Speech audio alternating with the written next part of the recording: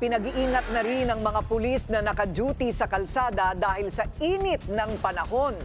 Ang Manila Traffic and Parking Bureau naman may pinapatupad na heat stroke break. Ang detalye niyan sa agenda report ni Francis Folve. Pinag-iingat ng Philippine National Police ang mga kawani nito na nakadestino sa mga kalsada dahil sa tumitinding init ng panahon.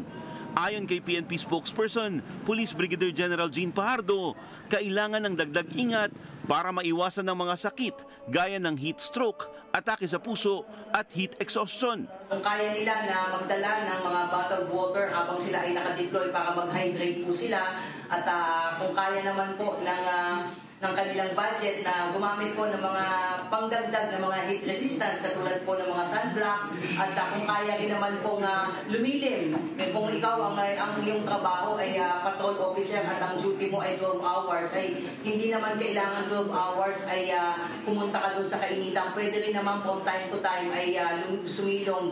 Sabi naman ng PNP Highway Patrol Group, pinag-aaralan na nila kung ibabalik ang pagsusuot ng short pants at komportableng uniforme sa kanilang mga operasyon dahil sa init ng panahon.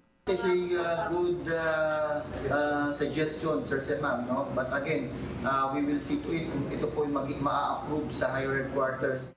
Ang Manila Traffic and Parking Bureau naman naglabas ng kautusan para magkaroon ng heat stroke break ng 10 hanggang 15 minuto.